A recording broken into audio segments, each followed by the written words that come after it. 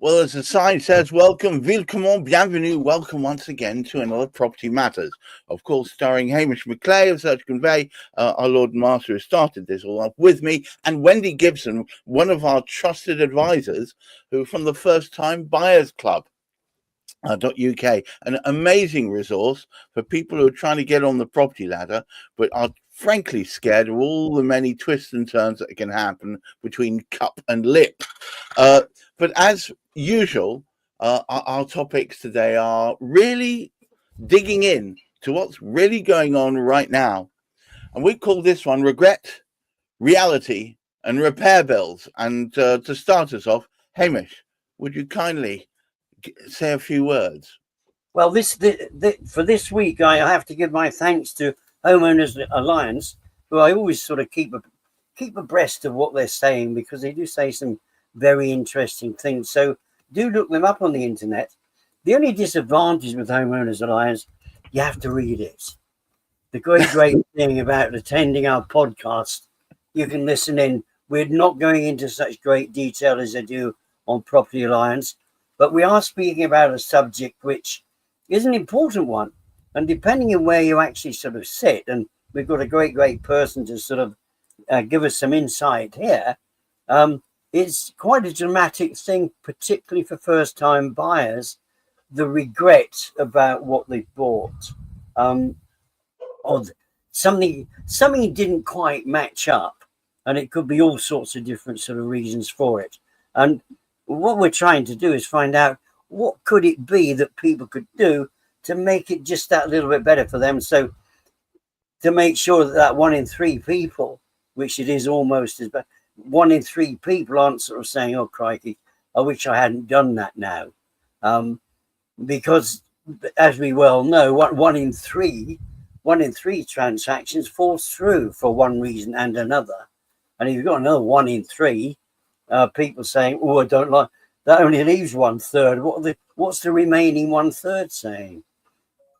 Well, caveat emptor, I hear you all screaming at the screen, but I would have thought, Wendy, that there's enough information out there pre-purchase to make sure that you don't regret the purchase you've made. Or is it people hiding the truth?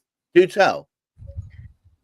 It's a bit of both, to be honest. First and foremost, speaking just with my hat on as the First Time Buyers Club and dealing a lot with first time buyers, majority of the reason why first time buyers regret their purchase is because they've either been pushed into buying something before they're mentally prepared to, or they haven't actually known what they need to know. It's a case of the unknown unknowns. A lot of it is down to not knowing the cost of purchasing a property. If they're buying something, it doesn't matter whether it's a new build or if it's a property they're buying from somebody else. There are very often going to be some urgent repairs needed to the property when they first get their keys. And so many first-time buyers I know have been caught by that. They're unawares that there might be repairs. They assume that they're buying something which is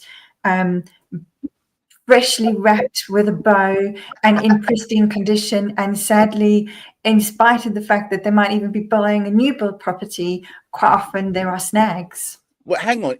Are you saying that new build properties, where I know at least one of my friends bought off plan, so therefore, every conceivable dot should have been placed on the relevant I, and every cross should have been placed on the relevant T, but they could still be snags even then that they have to lay out extra money for? Absolutely. I experienced it firsthand myself. I can tell you the story of when I bought my very first flat. It was a brand new build in London, and I got the keys, very excited, opened the door and thought, nothing's wrong with this place. It's brand spanking new. It looks pristine. The paint was barely dry on the walls. I turned the water heater on to heat up, and I wasn't staying in the flat. I didn't move in on the first day. I had a bit of overlap with my my property that I was renting at the time. So I went home and then came back the next day to discover my flat was like a steam room inside, because the water heater hadn't actually switched off like it should have done. And it boiled overnight like a big kettle, and I had amazing steam dripping down the walls all in the entrance hall, and that was my first experience moving in. So I opened the door, felt this wall of heat as I opened the door hit me like I was getting off the plane in a lovely sunny tropical destination, except I wasn't. I was opening the door of my flat, and I burst into tears because my brand new carpet was ruined, the paint was peeling off the walls, and it was an absolute disaster. Well, you did tick the box that said, please turn my newly bought flat into a sauna, please. I did indeed. That was your first mistake.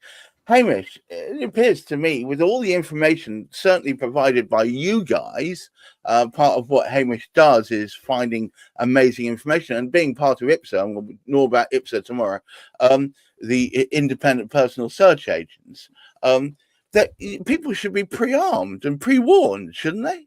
Have I got this wrong? Yes.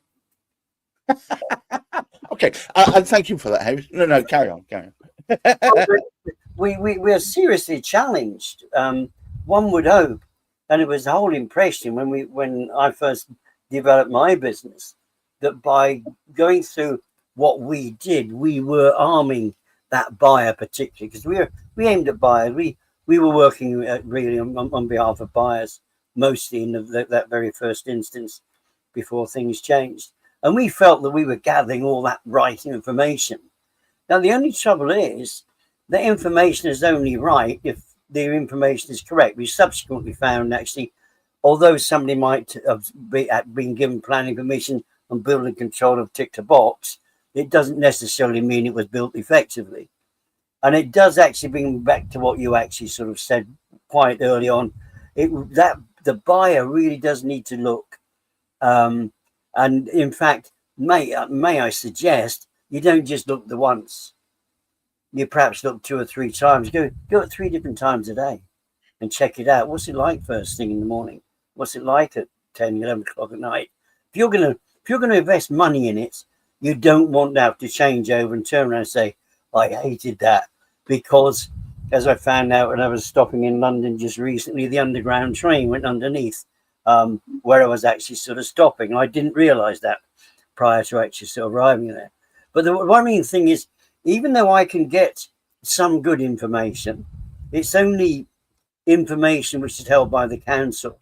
They will actually sort of say, and it would suggest when the boiler was last inspected, but like anything else, I mean, Wendy got into a situation there, and I think almost lends itself to suggest don't buy anything new. Wait till somebody else has bought it and ironed out all the errors with it. Yes. You can't get away from a situation of that particular one. I mean, there's no way, whatever information I came up with, there's no way of telling. And even if Wendy had actually carried out, gone round, and she obviously would have checked it, said, all right, absolutely great, because it seemed as though even then that buyer, and we actually sort of say that buyer beware, you can't cover absolutely everything. And whilst basically if you're buying something new, eventually you are meant to be able to you don't get the money paid back for the inconvenience. You don't get the money sort of paid back for what you've had to endure whilst this thing's being rectified. And very often you may well end up having to pay yourself to rectify the situation before you can actually get the money out. So how long can you wait for that boiler to actually be sorted? I trust Wendy didn't have to wait too long. Right. I remember, I'll tell a horror story. Wendy, I bought a place, tiny little house, and on the first day I managed to lock myself out of it on the same day that the buying agent, the agent who had been acting for me, had gone on holiday. Oh.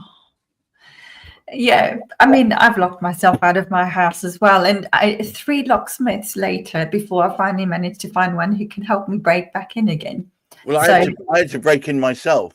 I got in there and then got reported to the police, who then turned up at my door and saying, "Why are you trying to break into your house?" And but the point about it is, and I was going to actually draw your something that Hamish said. New builds, one would have thought, come with a very short list of things that need to be modified, when in fact it can be just as large and as complex as it would be with an older, more established home. Yes? Absolutely, if not more so, because that wasn't even the only issue that I had in my little flat when I Hang on a moment. I don't think I signed up to sit hearing horror stories, Wendy. So, not very long after I moved in, I discovered every time I flushed the loo, it filled up, the cistern filled up again with hot water, because then actually accidentally switched the hot and the cold pipes the wrong way round. And so the cistern in the toilet was filling up with all the hot water in the flat. And one of the electric heaters hadn't actually even been connected to the electricity supply. So there were loads of these little niggly things which happen. And this is why I always suggest for first-time buyers, if they are buying a new build, to actually employ the likes of a snagging surveyor, because these are the people who go around and actually jiggle all the taps and switch on all the switches and test all the plug sockets to make sure everything is working the way it should do. Because when you have your 15 minutes going around to look at a property to begin with, you don't have the time or the opportunity always to be able to test every single plug socket and every single light switch, etc. So you absolutely need to have a minimum of a second viewing where you can go around and have a look at these sorts of things.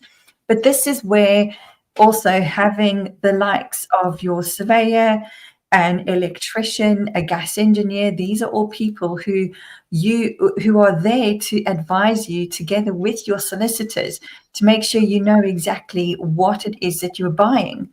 So, for example, homes here in the UK, if it's a home lived in by somebody who's selling, there's no legal requirement for them to actually get the boiler serviced every year. So quite often homeowners kind of let it slip. It's only rented properties where a gas safety certificates are required to be completed every year. Same with the electrical installation.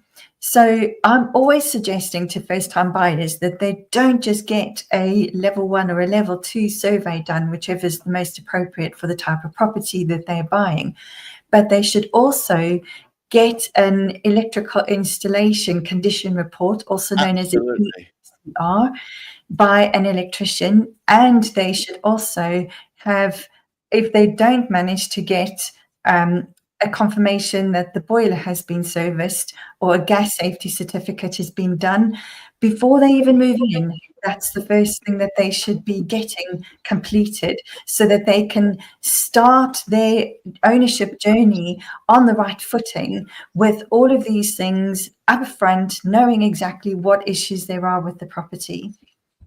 Well, do you know what? I can echo that. I've known properties where you think everything's in place electrically, and then you realise that actually it's not up to code. Hamish, some of the work that you guys do in your search teams, especially within IPSA, the standards that are applied, it can be quite different from county to county or from location to location, quite dramatically different, can they not? Well, absolutely. And I think we're suffering a great challenge at the moment. The big thing of the last couple of weeks for me has been the timing of variety of various councils. But that's an interesting conversation we'll have tomorrow within the IPSA Kind of Magic podcast. We do that really is about the timing of councils. But it's also the accuracy of the information and the expertise of the person who's responsible for it. Much of the challenge that comes, which people don't realise, there's a full intent. But it's happening here in Oxfordshire. They're trying to decide how many councils they can stuff together to make into a unitary authority. They want to actually sort of put a couple of rural councils together with Oxford City Council. And if they decide to retain the people in Oxford, what do they know about the rural environment that somebody who's actually in the rural areas would actually sort of know? Unfortunately, of course, somebody who's carrying out the research does know about it. But there is that challenge that, if you like, but there's a lot of streamlining going on with the councils. So we can't get the best information. But it's strangely enough, that isn't the worst of the situation. I think the worst of the situation is the reality of moving into somewhere that somebody doesn't fully understand that they're moving into. I think this is very, very important. And of course, Wendy pointed out, people need to be aware that you can't just move into somewhere and expect there to be no cost attachment to that move. There is going to be something somewhere. You really need to hold something in there to actually sort of cover it. But it's not just being prepared for the cost of things. It's being prepared for that place you've moved to. You're used to somewhere else. You're used to what's going on there. You're used to the parking. You're used to the neighbours. Yes. All of these things you need to get used to. So there's a lot to learn about when you move into somewhere new, unless you have actually carried out yourself. Go there yourself and see what it's about. So I suppose the most important thing you can say is don't just take somebody else's. If you're buying off plan, or if you're buying from an auction, visit the location, read the pack, and try and be pre-warned, and also, dare I say it, just because you think all the dots are crossed, all the dots are dotted and the T's crossed, it's like you said, Wendy. You can work on the known knowns. That's the stuff you can prepare for. You can even work on the known unknowns, because you can probably find there's lots of information from people like Hamish, from people like Wendy, about what things you need to look for and check on. The problem is the unknown unknowns, the stuff that you can't prepare for, that will come and swipe you on the backside when you're not looking for it. Once again, I have to say thank you, Hamish, for helping me put together such an excellent show. Wendy Gibson, a long-time collaborator, thank you very much. I had the pleasure of meeting Wendy not that long ago. It was really lovely, actually, a lovely event. And more power to you, Wendy. And for anybody out there that is looking for help or support on getting their foot on the ladder, wants more information, I think Wendy would be a great place to go. Hamish, do you want to say one more thing before we close up shop? Well, there's I think we've actually said that it's an element of preparedness. Expect to be shocked. I mean, the thing is, if we have a level of expectation that everything's going to be dreamlike, don't move house. Don't move house. It can be exciting. It can be absolutely great fun to make that change, to get into the country if it's the country you wanted to get to. If it's living in London, if you wanted to live in London, it's living by the sea. Those things are so exciting, and get that right, but don't let yourself down by not checking out that everything else is going to work out for you as well. There's nothing worse than being a place you think, isn't this fantastic, to find out that it's a place of dread. But that is not bad news. I think, we've got the tunnel there, and it's absolutely clear up there, providing you look ahead, plan ahead, speak to the right people about that move of yours. In the words of my old sales manager from many years ago, preparation prevents poor performance. And I think we can all stick by that. Sorry, I didn't mean to say the P word, performance. Until next week, try and keep your feet on the ground, keep reaching for the stars, get prepared, and then prepare again, because something's going to catch you out. And make sure you look after that mental health. Very important during these torrid times. Until next week. Bye-bye now.